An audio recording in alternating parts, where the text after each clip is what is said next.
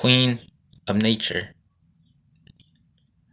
There comes a time in our lives where we have to appreciate Mother Nature and show her how much we love and cherish her because she gives us life, energy, and sunlight, which causes us to have all the downloads in the universe. Because we are also part of nature. Because you know how plants need water and sunlight to survive? Same with us. When we're outside, we're receiving nature's food, energy,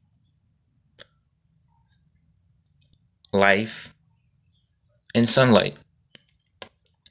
That's why it's important that we appreciate Mother Nature.